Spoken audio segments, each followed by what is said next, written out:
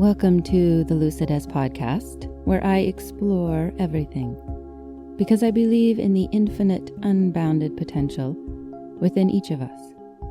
This is Shelley, a fellow seeker and a lover of life's mysteries. I invite you to join me and explore your uncharted depths. It's early morning again, and I wanted to share something that I've experienced in the last few months. I was attempting to explain it to my kids last night, and I thought there may be some use for others as well. But it's funny, I want to start with, when you're listening to like one of those infomercials, or even someone that's wanting to share information, but they need to make sure that no one harms himself with it. So I want to start off by saying, I don't know if any of this is actually true. So take it for whatever it is.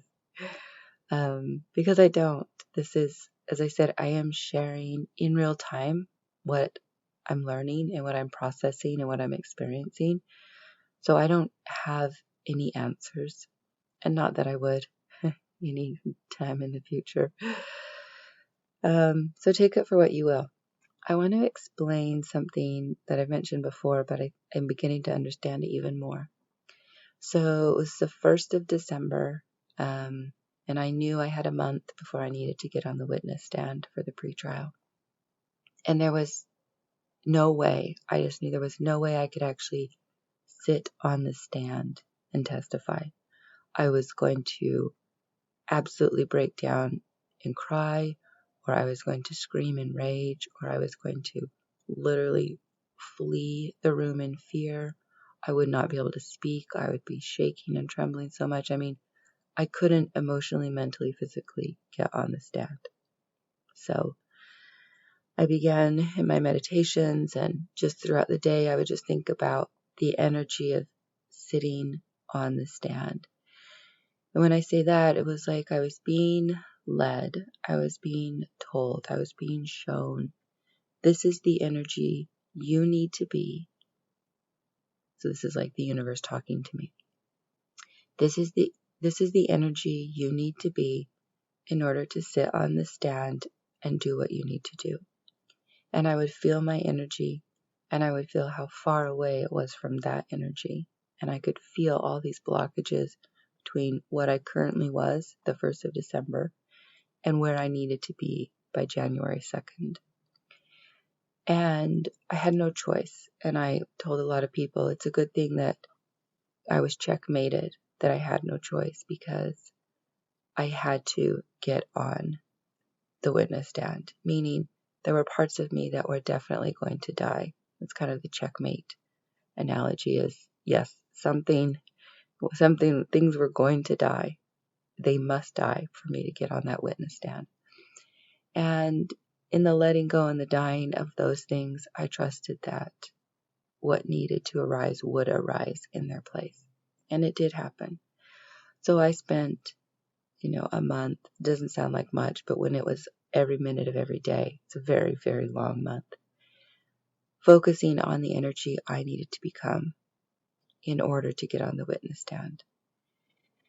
And through all of my meditations, through the yoga, just through everything I was doing, I went through so much grief, so much pain, absolute terror and fear to a degree I cannot explain, to helplessness, to shame.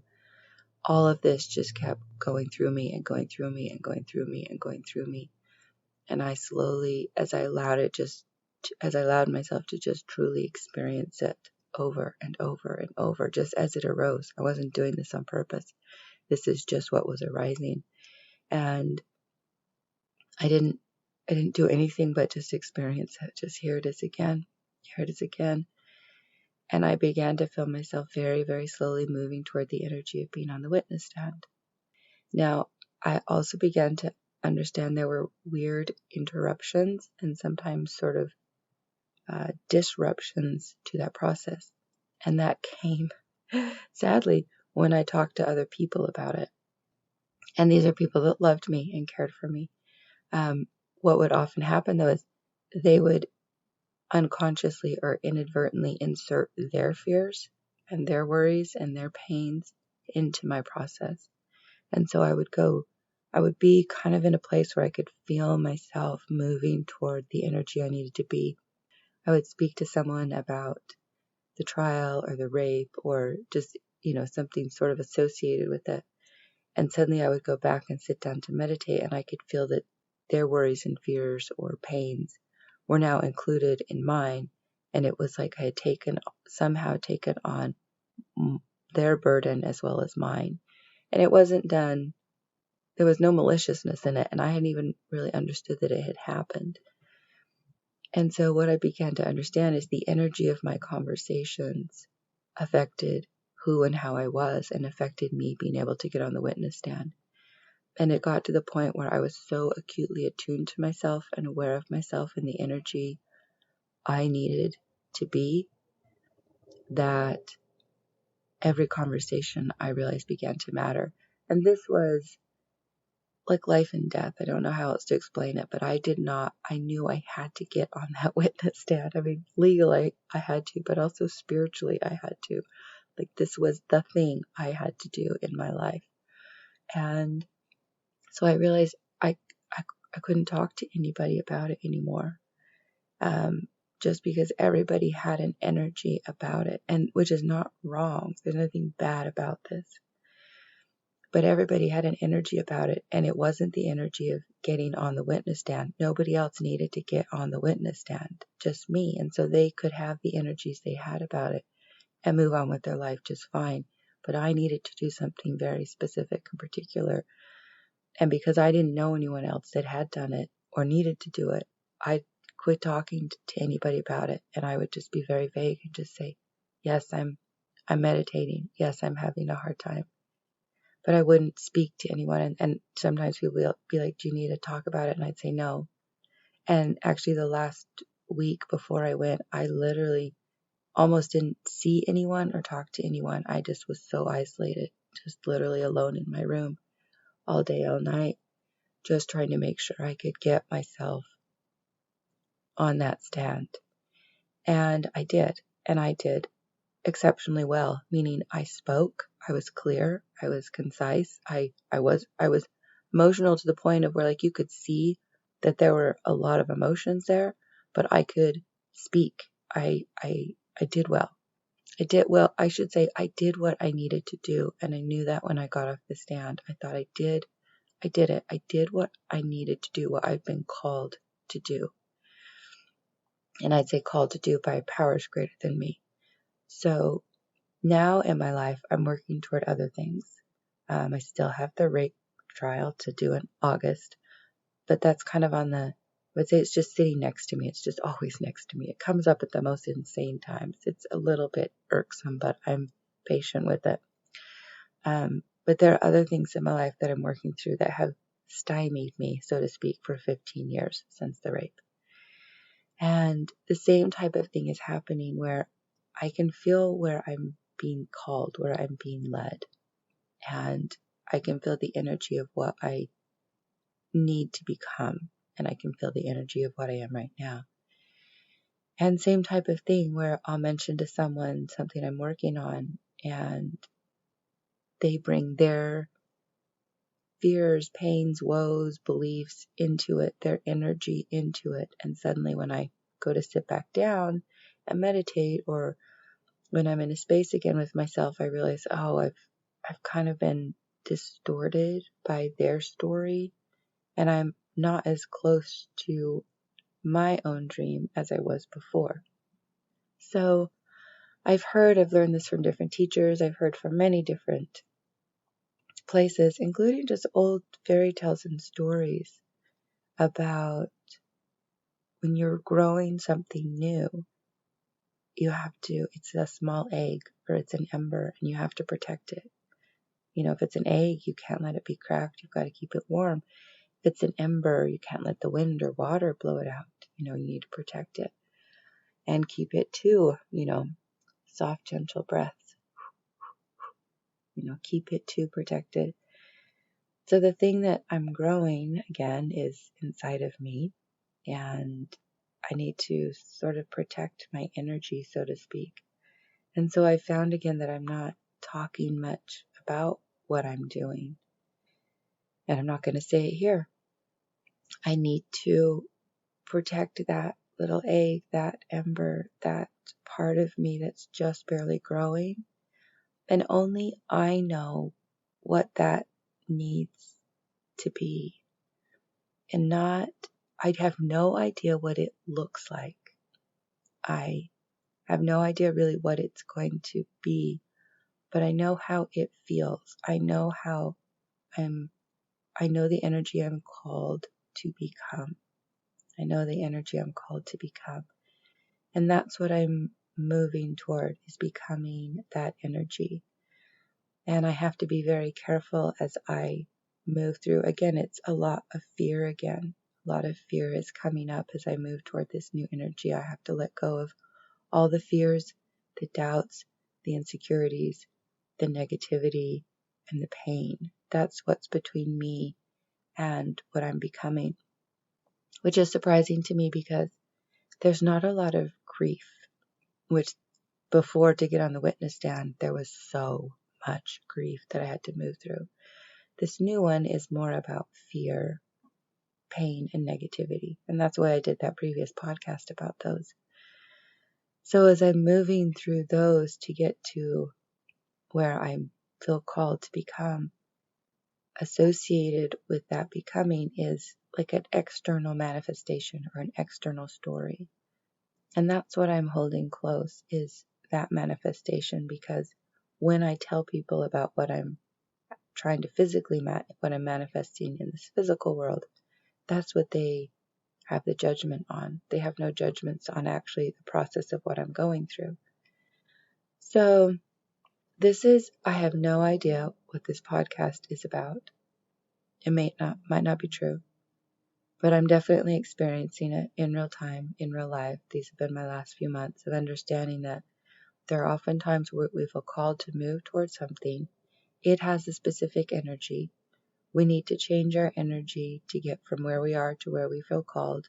Oftentimes it means going through experiencing the things that we have pushed away, have not wanted to feel, have not wanted to allow, admit. And I would say even allow ourselves to become it for a moment. There have been moments where I've allowed myself to be rage, because the rage was all there was. And I thought, you can sit here and feel as much rage and be rage on your meditation pillow and not harm anyone. It's simply a sensation, emotion, energy coming up, and I have felt such rage. I've also felt such incredible hate, like hate to my bones. And I've done it sitting on my meditation pillow with my eyes closed. I now know that I can feel incredible rage. I can feel incredible hate. And at the end of my practice, I can feel incredible love. I'm beginning just to feel the absolute wildness of emotions. I also call them energies. I also call them beings. I think each one has come here to teach me, anyway, many things.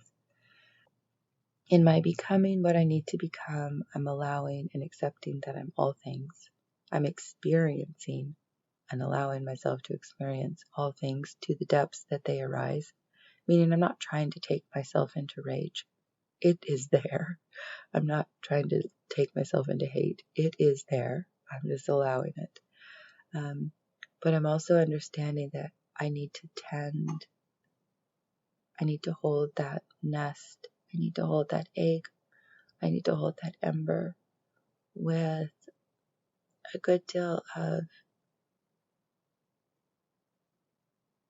privacy is really the only word that's coming right now, but I don't think it's right. But that's all I have for now. I do hold it very private, what I'm doing, because and also what I've learned is I don't want certain people talking or even thinking about it. I don't share what I'm doing with many people because I don't even want them thinking about it. If the universe is energy and Your thought is an energy. In my mind, I've done a podcast about it, your thought has energy. Otherwise, we wouldn't be able to detect it with sensors. I don't need your thoughts out there. So I'm very careful. And when I do share it with people, I say, I'd like to share what I'm doing with you, and I'm going to ask you only to think the most positive things about it. And if you start to get negative in any way about it, just don't think about it. Just take it out somewhere else. Basically just like say, hell yeah, girl, you can do it. Just, you got it. It's all you got to think about it.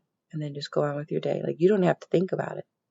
But if I share this with you, I'm going to ask you to either not think about it or just send it all the love, send it all the goodness. Of course, there's something about tending to those brand new dreams, especially when it's something we have to work through ourselves. And that's where I am in my life. I have some dreams I've wanted for many, many years. And I have so much of my own stuff to work through that I can't have any of yours. I cannot have any of yours. So and like I said, you may be the most well-meaning person in my life and not understand that you can insert a weird thing of yours into my dream. And then I'm suddenly like, hey, wait, I got to remove that. Like, it's not mine. So, and maybe that's the other piece of this that's coming up now is be so careful in your conversations with people. Be so careful in your conversations. Your concerns really may not be helpful in their life. Your doubts, probably not helpful. And I'm laughing as I'm saying this because I've been sharing some doubts with one of my sisters about her life. And I'm like, girl, I'm telling myself right now, get out of her life. Like, if that's the only way you can show up, then don't show up or stop. And I did tell her recently, I said, look, I'm going to celebrate this part of your life right here because I'm so fucking excited about it. I've decided with my sister, I am going to celebrate the part of her life that is really going well and I'm super excited about. And I no longer think about the part of her life that is really hard for me to support because my negativity and doubt does nothing to help her. And so being neutral is like awesome. So be careful. Be careful with yourself. Tend to your own nest and embers. Be careful with others. Like leave them alone. Like meet them in a place either of neutrality or if you can celebrate a part of them or their life that's going well, do that. Do that. Don't send them doubts and negativity. And that's what my last podcast was about. When I have negativity now toward a thing or a person, I unattach it from whatever that is. And I just feel the negativity. I let myself be negative. I'm like, oh, you are feeling negativity. You don't need to project it onto anyone or anything. You are feeling this energy of negativity. Doesn't feel good. Yep. But hey, I would rather just hold my own negativity than sit and whip it out at other people. When I feel pain, I'm going to hold my own pain. I'm not going to project it onto anything. When I feel my own fears, not projecting that. And that's been a big one for me, is not to project my fear onto my own dream. So when I start to do that, I go, nope, we're not touching that. We know from getting on the witness stand, leave it alone. Work on it when the working on it's good. And most of the working on this is what I realized. Most of hatching an egg, most of getting to where we need to be, we actually don't have to do anything to it. If we just leave it alone and work on all the stuff that keeps us from believing in it, that's it. It's like, I swear I spend all my time just dealing with my fear and my pain and my negativity right now. And when I do that and I deal with those, I start to see little bits of magic happening, little bit the egg growing, the ember starting to flicker and flame. Like the magic happens in my life. Again, this is my way of manifesting. Yours may be very different. But it seems to me the best things happen when I focus on me being energetically, so no crap about it, right? I'm not lying to the universe because I can't. When I energetically am authentic and doing the best I can with the energies that are present, that are coming up for me, and I allow and accept and love and appreciate every breath, I see the magic. I see the magic happening in the background all by itself. I don't have to do it. So my life goes better. Sort of the less I try to do about quote unquote life, and the more I just take care of me and the energies that are me. What I would offer the takeaway from this are a couple of things. One is, if you've got a really special dream, you might need to hold it super close and let it be private to you for a while, even though you may have people really, really close to you in your life that love you, and I do. I mean, the people in my life just freaking love me. I can't believe that I've cultivated such beautiful family and friends and community. But I have. But even then, we all have our issues, and we inadvertently, that's this piece, part 2, we inadvertently thwart other people and ourselves simply by not understanding the energy of our thoughts and words and deeds. So maybe this is helpful. Maybe it's just helpful to me. That's kind of where I am right now. I've tried so hard to do things well that I practically haven't done anything. And now I'm just doing things. I'm just doing things that feel right. Doesn't matter if they're good. They're good enough. Okay, I love you all. I hope you have a beautiful day. And it's Ostara, Vernal Equinox. Bye-bye. Thank you for exploring with me on the Lucidess podcast. It is my hope that you discovered new wisdom within yourself and are inspired to live your unique strokes of genius.